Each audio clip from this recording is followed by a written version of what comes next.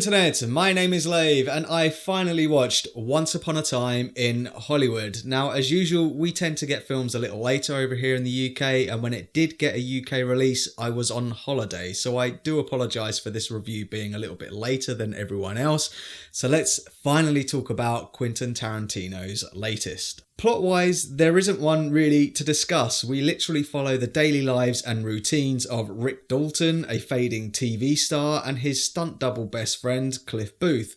Meanwhile, Sharon Tate and director-husband Roman Polanski are living the high life, and a group of hippies skulk about under the guidance of one Charles Manson. So let's start with the two leads. You've got Leo DiCaprio as Rick Dalton, the actor. You've got Brad Pitt as Cliff Booth, the stuntman, who I think are sharing the screen for the first time, and they are predictably good. Both characters are entering the twilight of their lives and they've become pretty mundane. There is a pretty mundane quality about the film in general, actually, as you just follow them doing their daily stuff. Like Rick Dalton will be sitting at home learning his lines, or Cliff Booth will be at home feeding his dog or fixing his TV aerial. But their charisma makes it work. Leo DiCaprio's Dalton is on the brink of a breakdown and he plays it brilliantly, desperate to make it as a movie star and prove his talent as an actor, whereas Pitt's Booth is more laid back and cool, but does have a more interesting backstory. And because of that, I think I slightly preferred Brad Pitt's performance in this. That's not to say that Leo DiCaprio is bad, like, at all. There are sections where they're not together, but when they are together, the screen really lights up with their chemistry. It's fantastic. And then you've also got Sharon Tate, who's played by Margot Robbie in this, who doesn't have much to do, to be honest. In fact, Quentin Tarantino is telling us that her character, or at least her story, is the MacGuffin. She goes shopping at one point and she strokes probably the most famous MacGuffin there is in movie history. And the film also gets quite surreal with her character as well when she goes to the cinema and watches one of her own performances. So you've got Margot Robbie playing Sharon Tate, watching Sharon Tate's performance as another character. It is quite surreal. There is a definite sense that Tarantino is having fun in his sandbox, in his version of reality. A lot of his trademarks are present, like shots of women's feet, a killer soundtrack, and over-the-top violence with witty, cool and dark dialogue. And one of my pet peeves in modern movies is exposition, when characters tell you what's happening, and the way Tarantino deals with that is by having Steve McQueen give us a load of exposition with quite a funny anecdote. But he also brings some new stuff to the table. Like, I don't really remember cutaway gags in any of his other movies. There's also a dream sequence, kind of, and he even has some narration at one point, and this is all presented in what feels like an authentic recreation of the late 60s.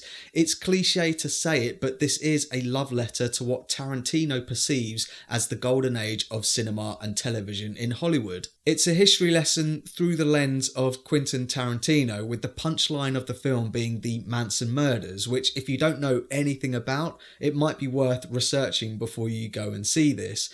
A lot of people describe a particular day involving the Manson family members as the day that the 60s died, and that's my biggest takeaway from this film. It's Quentin Tarantino refusing to let that time period, that way of making film and television, die. So that's my thoughts on Once Upon a Time in Hollywood, and pause the video if you want to take a closer look at my enjoyment tracker now. Now, you might be thinking that my enjoyment graph isn't as high as it should be. Well, that is because I was a little bit underwhelmed with the film, and maybe that's because I had seen a lot of the headline reviews for this, like the standing ovation that it got at Cannes, and a couple of critics calling this his masterpiece, which I didn't think it was. I still think that title still goes to Pulp Fiction. I think Pulp Fiction has more memorable and better dialogue. I don't think this is as outrageous as like Kill Bill Volume 1, for example, but to really explain why I was a little bit underwhelmed with this, I have to get into spoilers. So if you haven't seen it yet, that's your cue to leave. Go away. Now, like Quentin Tarantino tends to do, he does rewrite history, like in Inglourious Basterds, for example. One of his characters killed Hitler, and he's doing the same thing in this, but slightly different different. This time around, Sharon Tate and her colleagues don't actually die. The Manson family members go to her house but end up getting diverted, and they go to Rick's house. Cliff's there. They get in a ruck, and Rick and Cliff kill the Manson family members, which is all like gloriously bloody and all of that. But I was kind of expecting it. I mean, it's being teed up from the very beginning of the film, and I was just expecting something a little bit more. I was actually expecting kind of Cliff to maybe get killed, and then Rick to go on a death spree and go to the movie ranch and go out in a blaze of glory. I think I would have preferred that. I don't know though.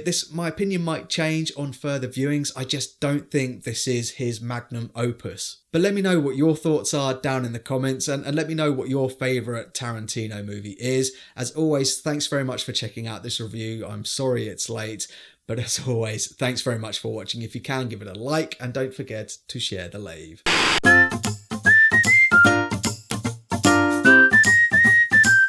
Subscribe.